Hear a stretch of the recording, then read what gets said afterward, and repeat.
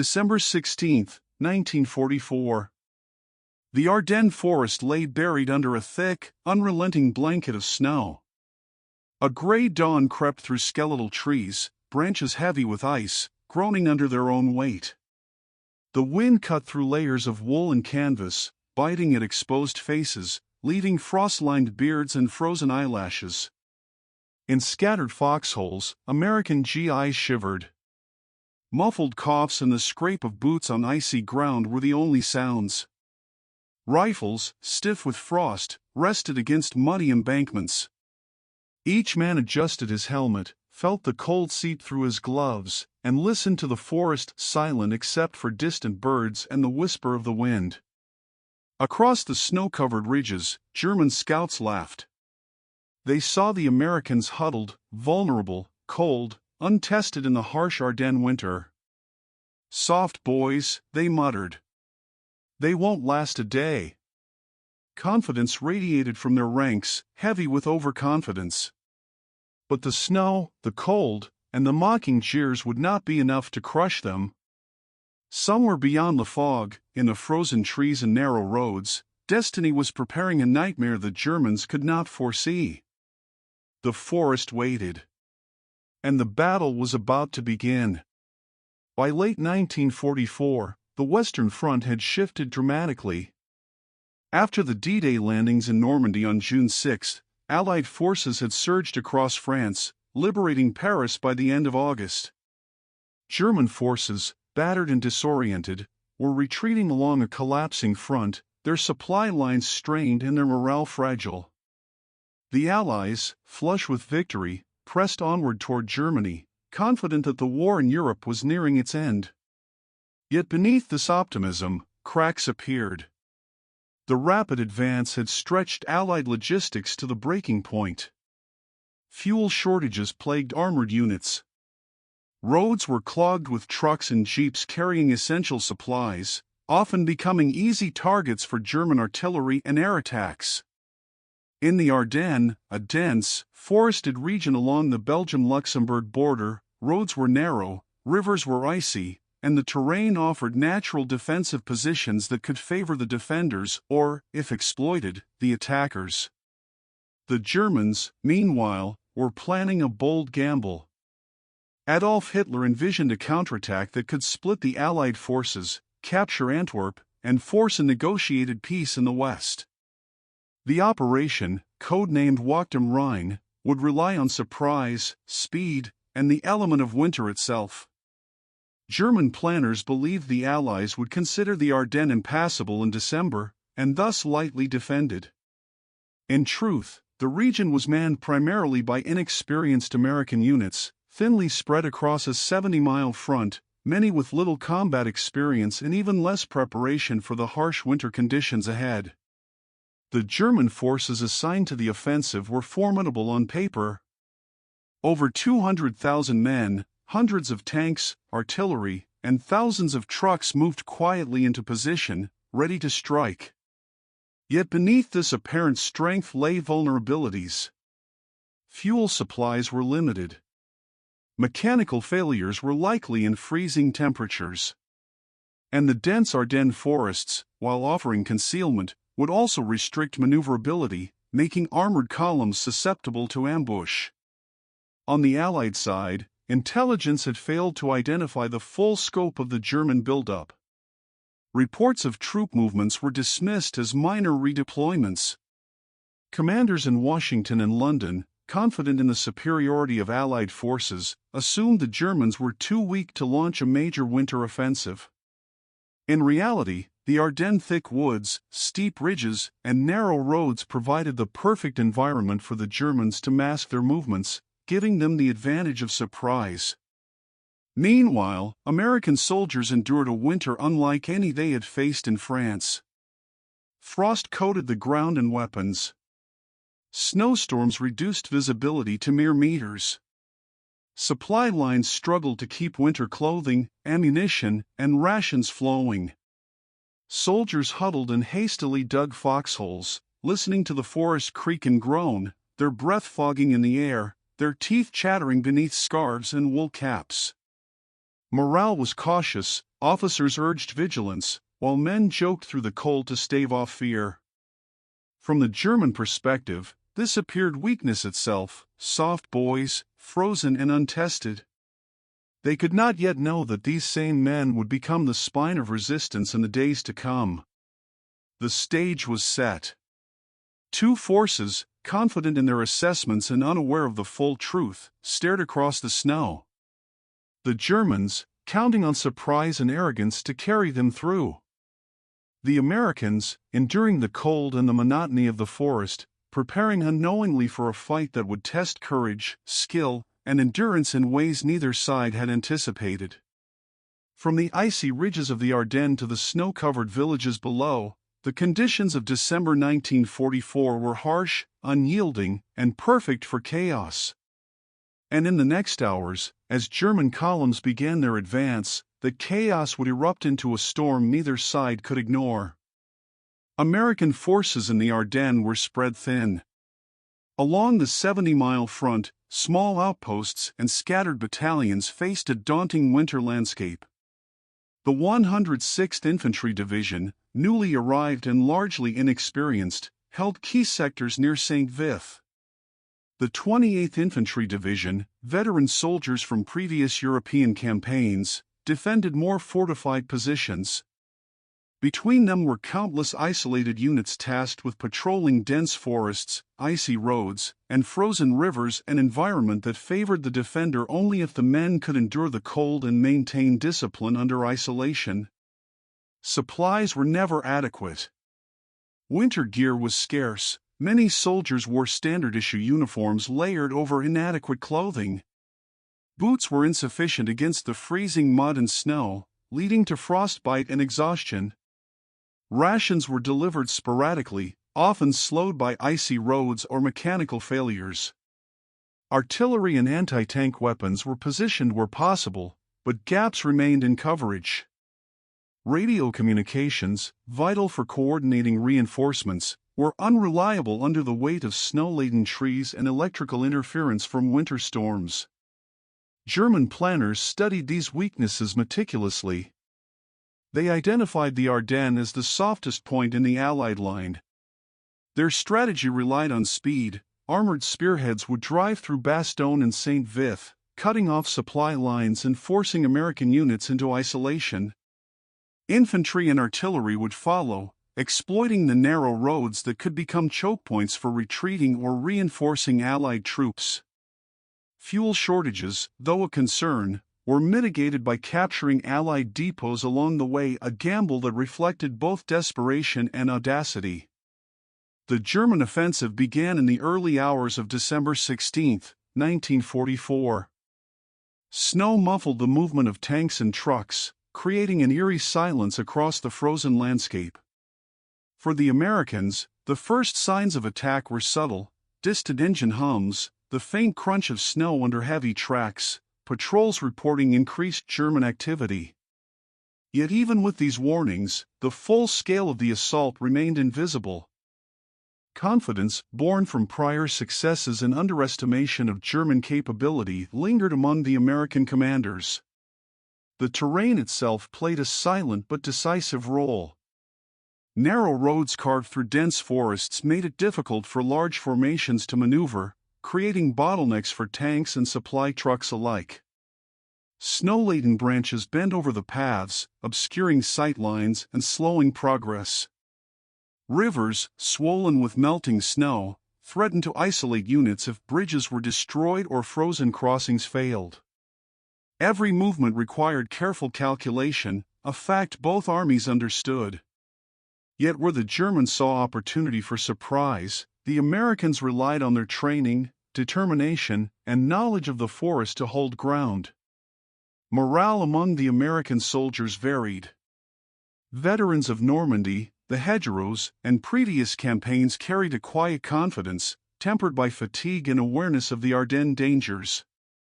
Younger replacements shivered in foxholes, rifles frozen, wondering if they had the strength to endure weeks of relentless winter combat. Letters from home, ration tins, and the camaraderie of shared hardship became the lifelines that kept men steady in the cold. From the German perspective, these men seemed fragile, soft boys, ill-prepared for the Ardennes brutal conditions. That assumption would soon be challenged. As dawn broke on December 16, the first German units approached American lines. Reconnaissance elements probed lightly, testing defenses, mocking what they assumed were weak, snowbound soldiers.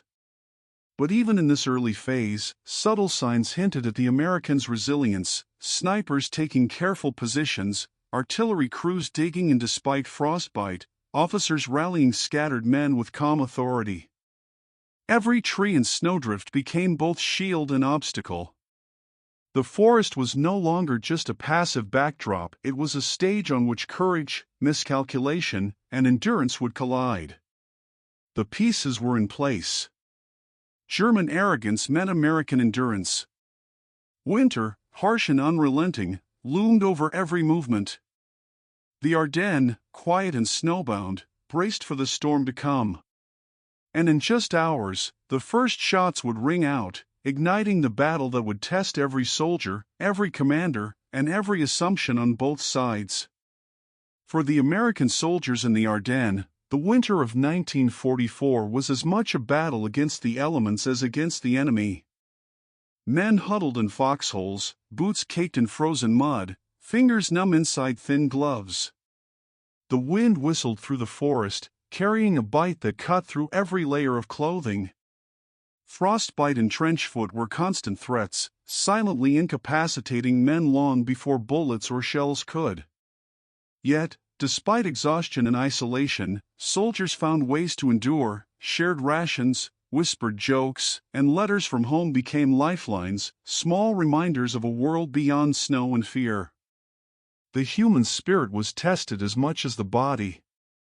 When German reconnaissance mocked the soft Americans, they could not yet see the resolve hardened in frost and quiet determination. The Ardennes terrain dictated every decision. Narrow roads funneled movement, making columns of tanks and trucks easy targets for ambushes.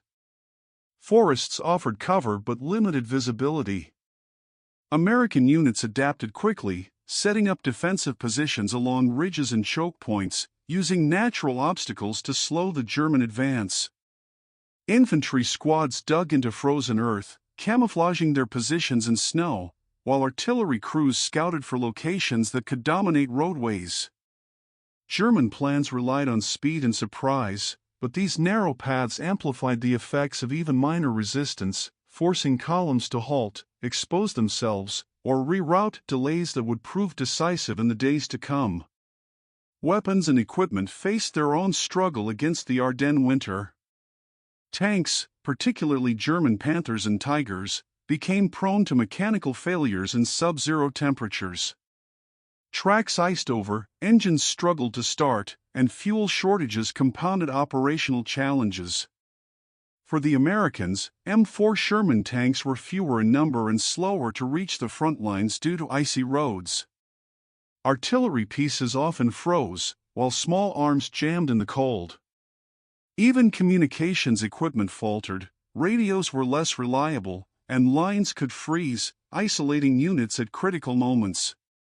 Technology could have dictated outcomes, but in this battle, the elements leveled the field, turning machines into liabilities as often as instruments of war. The human, tactical, and technological perspectives intersected constantly. Soldiers endured freezing nights, relying on tactical ingenuity to compensate for the limitations of their weapons. German forces, confident in mechanized superiority, were frustrated by the very snow and forest they had counted on to conceal their advance. In these conditions, courage and improvisation became as decisive as firepower. The Battle of the Bulge tested commanders on both sides like no other engagement in Western Europe. On the American side, leaders such as Major General Anthony McAuliffe and General Omar Bradley faced impossible choices in freezing conditions. McAuliffe, commanding the 101st Airborne at Bastogne, famously refused to surrender despite being surrounded, signaling the determination of American leadership under extreme pressure. Bradley, coordinating multiple divisions across the Ardennes, had to navigate incomplete intelligence, icy roads, and units stretched thin across a vast front. Decisions were often made with partial knowledge, and every order carried the weight of lives in frost-bitten foxholes. Leadership meant endurance as much as strategy, inspiring men to hold ground in seemingly hopeless circumstances. German arrogance played a central role in the early stages of the offensive. Officers assumed that snowbound, inexperienced American troops would crumble under pressure, their morale fragile and their winter preparation insufficient. Hitler's plan relied heavily on surprise and speed, yet this overconfidence blinded commanders to the practical realities of Ardennes logistics. Narrow roads, fuel limitations, and the American capacity to improvise slowed their advance. Even the elite panzer divisions found themselves bogged down, vulnerable to ambushes and artillery fire. The mocking tone of German reconnaissance, the soft Americans, would soon prove tragically misplaced. The battle was as much about mental resilience as military strength. For the Americans, morale was bolstered by small victories, holding a ridge, repelling a probing attack, or even surviving a single night in the open. Letters, cigarettes, and shared stories became emotional anchors. For the Germans, the psychological weight of winter, supply shortages, and unexpectedly fierce resistance undermined confidence. Soldiers who had expected easy victories now faced the same frostbite, hunger, and exhaustion as their opponents. The moral dimension was stark. Overconfidence met endurance, arrogance collided with resolve, and human spirit determined outcomes as decisively as firepower. The convergence of leadership, enemy miscalculations, and human endurance set the stage for the Ardennes dramatic turning points. Command decisions, frozen tanks, and frostbitten troops were no longer theoretical, they were active participants in the unfolding nightmare. And as the Germans pressed forward, convinced of imminent victory, the Americans prepared to transform that confidence into a crucible of failure. December 16, 1944, began in silence. The Ardennes, still blanketed in snow, seemed frozen in time. Then, the distant rumble of engines shattered the quiet. German armored columns, Panthers, Tigers, and Panzer IVs advanced along narrow forest roads, their tracks leaving deep scars in the pristine snow. Artillery followed, each shell a harbinger of chaos for the Americans spread thin across the front. The town of St. Vith, a crucial transportation hub, became an early focal point.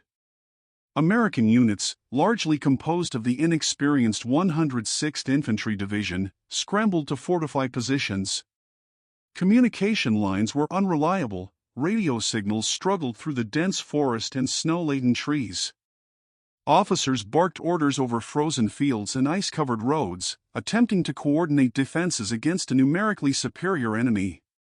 Despite the disadvantage, the Americans fought with determination, establishing roadblocks, ambushing armored units, and slowing the German advance. Every delay mattered, buying critical time for reinforcements to arrive. Bastogne, deeper in the Ardennes, held similar significance.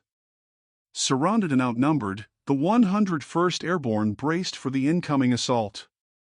Snow drifts rose higher than men in trenches, obscuring the view of the approaching enemy. Supply shortages, particularly ammunition, winter clothing, and medical supplies, compounded the stress. When German envoys arrived to demand surrender, Major General Anthony McAuliffe's legendary reply, a single word, nuts, symbolized both defiance and unyielding morale.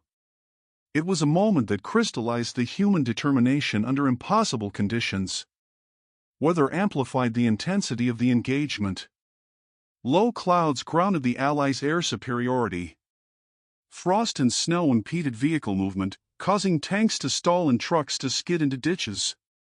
Roads became death traps, narrow and icy, easily targeted by artillery and ambush. German planners, confident that surprise and speed would carry the day, found their armored columns frustrated at every turn. Where reconnaissance had mocked the snowbound Americans as soft and unprepared, resistance proved stubborn and adaptive. Tactically, every ridge and village became a battlefield. American squads exploited forests to hide anti-tank guns. Artillery crews, operating under frostbite and exhaustion, waited for armored vehicles to reach kill zones. In one small village, a handful of men held a crossroads for hours, destroying German trucks and forcing a reroute that delayed the advance by nearly a day. These small acts, multiplied across the Ardennes, began to erode the initial momentum of the German offensive. By nightfall on December 16, the reality of the Ardennes began to crystallize. The Germans had achieved tactical surprise, but strategic success remained elusive. American units, though beleaguered and frozen, had bought time that would prove critical in the coming days. The Snowbound GIs, once mocked, were now obstacles shaping the German advance. Every frost-covered tree and snowbank became a symbol of resistance. The early hours had proven one lesson: arrogance in war is dangerous. The Germans had assumed speed, surprise, and winter itself would guarantee victory. Instead, terrain, weather, and human resolve began to assert their influence, setting the stage for the pivotal moments that would define the Battle of the Bulge. By December 19, the German advance, initially swift and confident, began to falter. At Bastogne, surrounded and outnumbered, the 101st Airborne remained resolute. Snow and ice turned every step into a struggle, yet soldiers manned their positions, repelling repeated German attacks. Artillery fire, carefully directed despite limited ammunition, shattered armored vehicles attempting to break the perimeter. Snipers, hidden among snow-laden trees, picked off officers and machine gun crews, further slowing the offensive. The morale of the attackers began to waver. The soft Americans mocked in reconnaissance reports had transformed into a wall of unyielding resistance. Meanwhile, the American High Command orchestrated a counterstrike. General George S. Patton's Third Army, racing through icy roads and snow-choked villages, moved with extraordinary speed for the conditions. Tank columns and infantry brigades pushed through the forest, exploiting every road and ridge, their arrival poised to relieve Bastogne. Coordination under severe winter conditions demanded precision. Fuel shortages, stalled vehicles, and communication difficulties tested even the most experienced commanders. Yet the drive to reach the surrounded paratroopers fueled an urgency that overrode logistical obstacles. St. Vith, another critical objective for the Germans, became a symbol of stubborn resistance. The 7th and 9th Armored Divisions, though initially overwhelmed, conducted delaying actions that impeded German progress. Roadblocks, scorched earth tactics, and small unit ambushes transformed each advance into a costly endeavor. Every stalled column forced German planners to reconsider their timetable, disrupting the cohesion of their offensive and giving the Allies vital breathing room to reinforce positions and bring in supplies. On the technological front, the Ardennes winter played a decisive role. German tanks, already slowed by terrain, faced mechanical failures due to freezing temperatures. Ice-clogged roads caused Tiger and Panther divisions to become vulnerable to artillery and infantry attacks. American M4 Sherman tanks, though lighter and less heavily armored, maneuvered more effectively on narrow forest tracks and used superior coordination with infantry to hold strategic points. Snow and cold, which the Germans had hoped would conceal their advance, now worked against them. The turning point crystallized in the final days of December. Patton's Third Army reached Bastogne on December 26, relieving the surrounded 101st Airborne. Their arrival brought reinforcements, resupply, and renewed morale. The German offensive, once a confident push to divide the Allies, began to crumble. Stalled units, exhausted soldiers, and dwindling supplies forced withdrawals across the Ardennes. The initial shock of the German attack gave way to relentless Allied pressure, turning an expected victory into a growing nightmare for the attackers. By the end of the month, the Germans had lost momentum entirely. The soft Americans who had been mocked in the opening hours had held, delayed, and struck back with precision and determination. The snow, once a perceived obstacle for the defenders, had become a strategic ally, complicating logistics and blunting the mechanized strength of the offensive.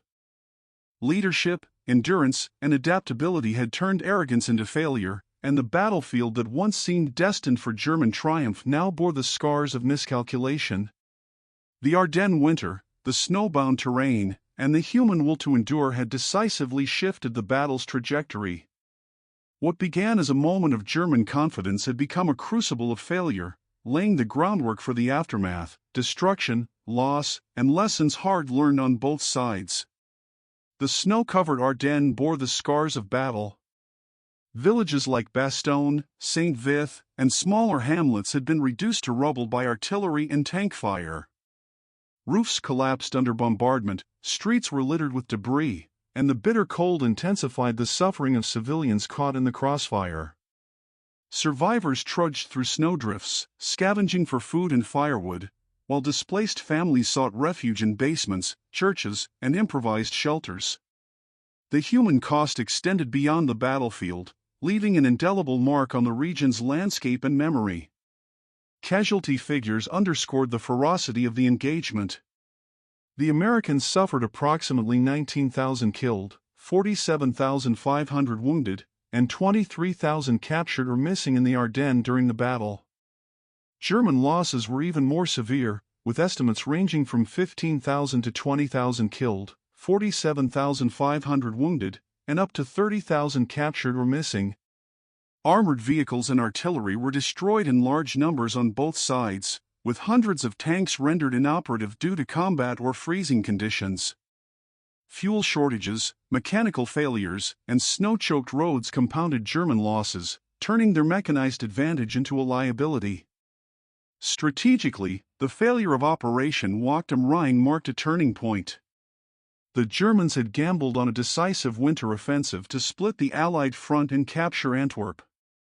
Instead, their advance stalled within days, their momentum blunted by terrain, weather, and determined resistance.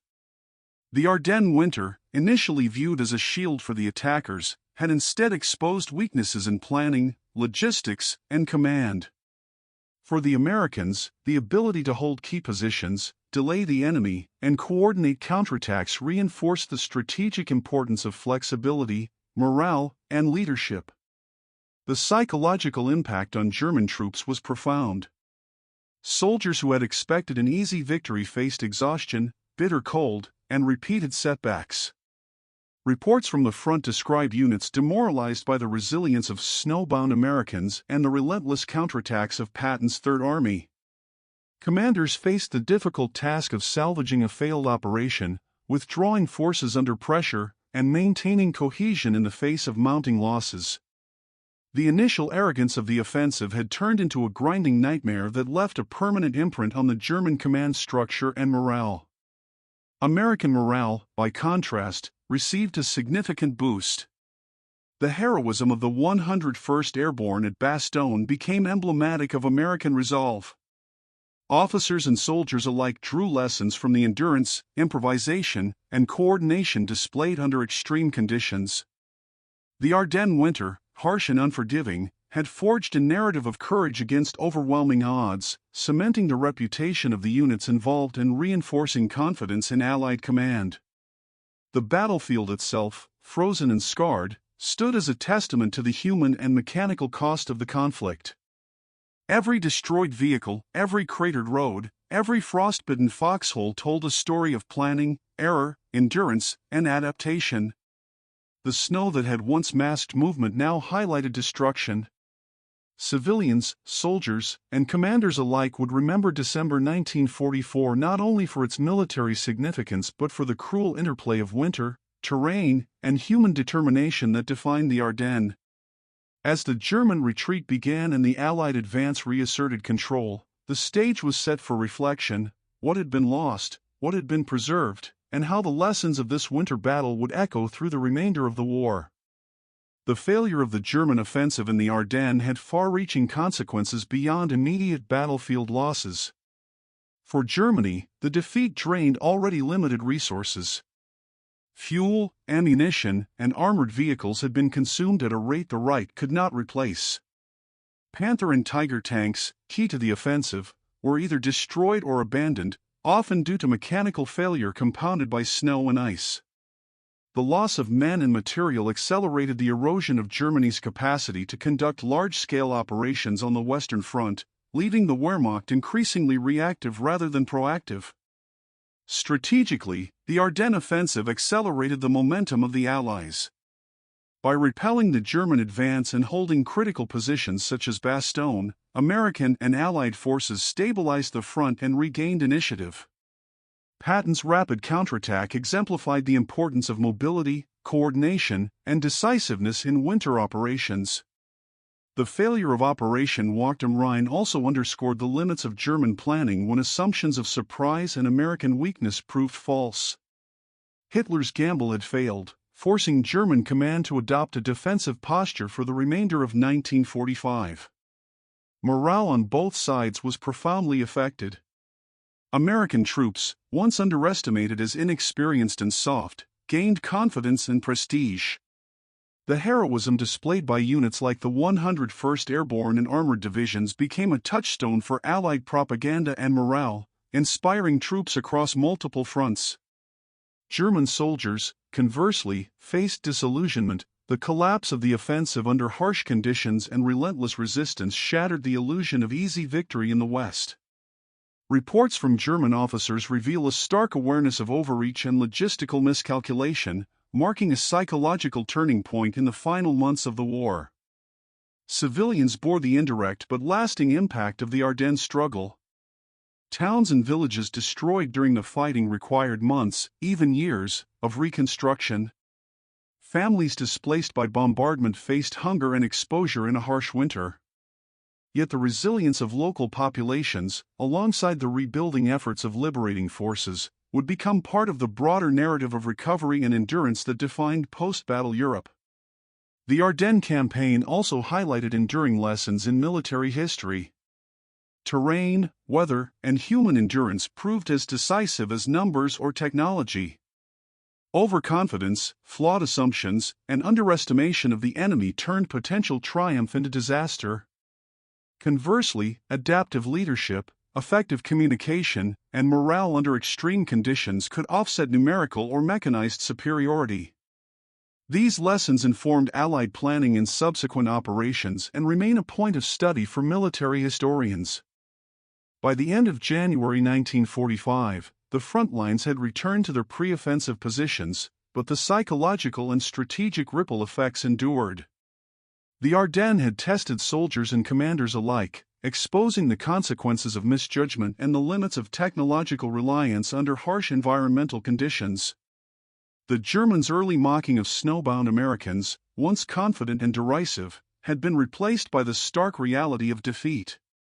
Winter, terrain, and human resolve had combined to transform arrogance into failure. The stage was set for reflection.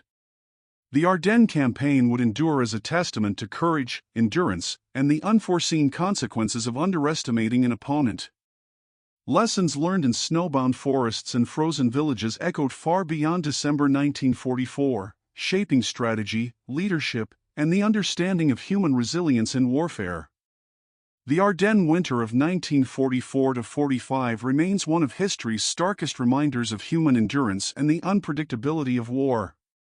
In a forest blanketed with snow, where roads were narrow, rivers frozen, and wind cut through every layer of clothing, ordinary men were tested beyond the limits of imagination. They fought not only against a determined enemy but against frostbite, exhaustion, and despair. In these moments, courage became as decisive as firepower, and resolve as critical as strategy. The Germans, confident in their speed, surprise, and superior equipment, had mocked the snowbound Americans. Yet arrogance collided with reality. Terrain and weather, once thought obstacles to defense, became silent allies for the determined defenders. Tanks stalled in icy roads. Infantry adapted to frozen foxholes. Leaders inspired from the front lines, turning scattered units into resilient bastions. The result was a turning point not only in the Ardennes but in the psychological calculus of the war. Underestimation could prove catastrophic. For the Allies, the Battle of the Bulge became a testament to coordination, improvisation, and leadership under pressure. Patton's rapid counterattack, McAuliffe's defiance at Bastogne, and the grit of countless soldiers across the Ardennes illustrated that preparation, morale, and endurance could shape outcomes even against formidable odds. For Germany, the consequences were profound. Losses in men, material, and morale accelerated the collapse of the Western Front and underscored the limits of tactical audacity without logistical foresight. Yet beyond strategy and casualty reports, the Ardennes speaks to the human dimension of war. Men huddled in snow, rifles frozen, letters from home clasped in numb fingers, these moments remind us that history is lived not only in maps and plans but in the resilience of individuals confronting extraordinary circumstances. The Ardennes winter, cruel and unyielding, forged stories of courage that continue to echo. In the end, the Snowbound GIs, once mocked, became the standard-bearers of endurance. Their ordeal transformed arrogance into failure and uncertainty into resolve. The Battle of the Bulge was more than a military engagement, it was a crucible of human spirit, a reminder that even in the harshest winter, determination can turn the tide.